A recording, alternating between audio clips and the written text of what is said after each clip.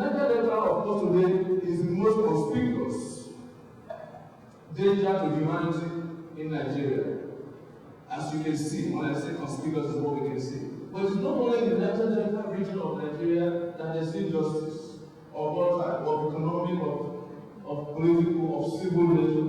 All over Nigeria, the same poverty that is there in the Niger Delta is all over Nigeria. I did my National Youth Service in Yola. I have seen families wiped out by meningitis. Families. And it is a crime to report it in the northern part of Nigeria. So when people look at me and say, well, the Niger Delta region needs to secede from Nigeria, I tell them, is it not from the Niger Delta region that James Ibori is from?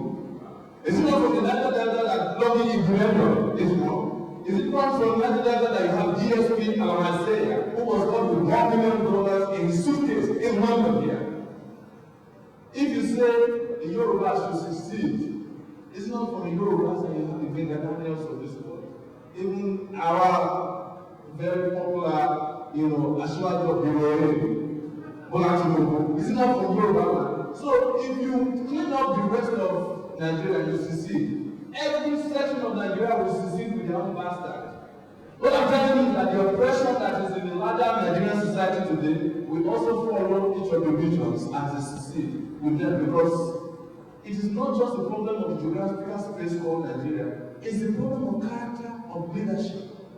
And that is one of the things I say, that before you talk about Yoruba, Hausa, and Igbo to me, or Ijaw, let's try one thing. Let's try good leadership. If good leadership doesn't work, if justice doesn't work, then I am for secession. Then I am for breaking up. Then I am for people going everywhere. But one of the things I grew up to understand was that when I came to the University of Lagos in 1989, nobody referred to themselves as Igbo or Hausa. We were just like very happy people. As a matter of fact, we used to deny our names. People like to bear what they call English names so as to impress others, and people change their accent so that they don't sound like they're from one of those states, or you sound like you're from Ekiti, or you have people from certain parts of the middle part of Nigeria that speak slow. They try to impress them, so because everybody wants to look not like somebody from South, North, but like a Nigerian. And I'm not saying this because I'm naive. I'm saying it because if the entire African continent were to be one country where there is justice, there will be peace and people will be happy. Part of the reason why I say it is also because I've had a little bit of international exposure. And when you meet a Nigerian in New York, his first worry is not to identify that he's a Yoruba to you. As a matter of fact, he wants to tell you that he's not from Nigeria, he's a global citizen. So we come from a country where people actually like to be global citizens. So the issue of ethnicity are part of the outcomes of the years of injustices that have been taking place in Nigeria, all across Nigeria. So part of this is why I do what I do, and I want us to do more of what we have started today, is that we have to defeat something in Nigeria. And part of the things that we have to defeat first and foremost is this culture of fear.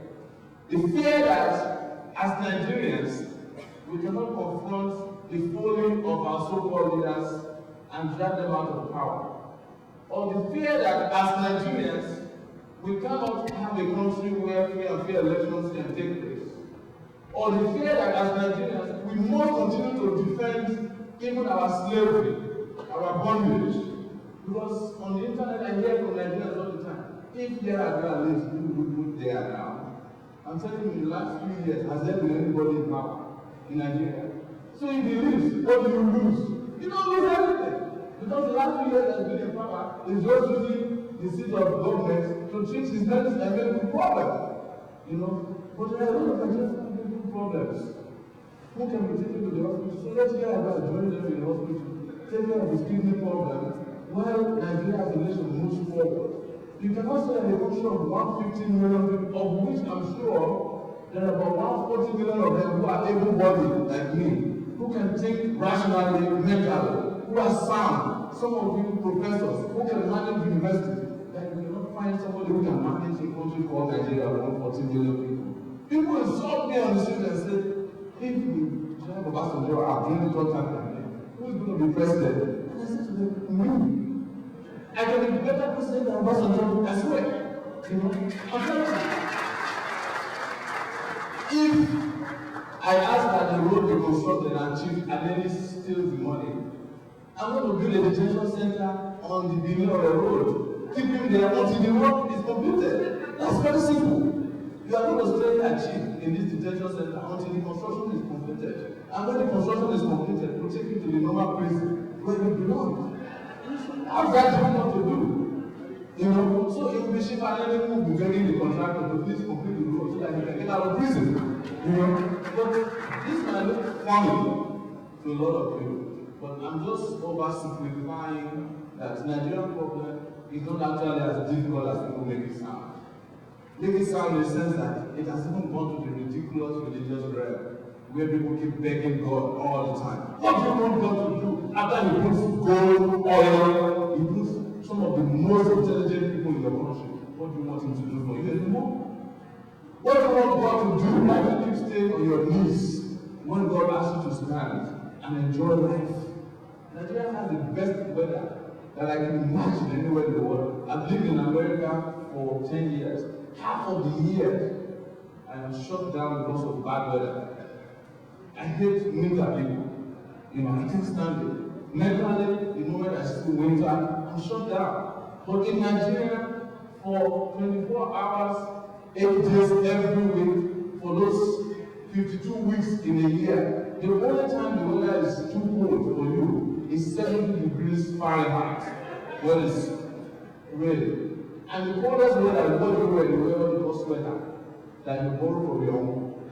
You know? Because nobody ever actually has a sweater, it's always passed from one person to the other. And anytime you feel so cold that you have sweater, just know that you have malaria. It's true. That's how Nigeria is. It's such a great place. You have never heard that there's a hurricane in Nigeria. The worst hurricane that's ever happened in my village takes off the roof of 4 people. You know, and when the roof of the polar is taken away by the wind, we call hurricane in Nigeria. They are going to poor man of having witchcraft. So how come you see the carry the house? It's your heart to carry. You know, it shows to you how great God made Nigeria. But you see, there's a correlation between our religiosity and our poverty. It is not by accident that Nigerians are religious. It's because there's so much poverty. So the religious leaders come and cash in on the rest few amount of money you have in your pocket. They come around and say, oh, God wants you to build a house.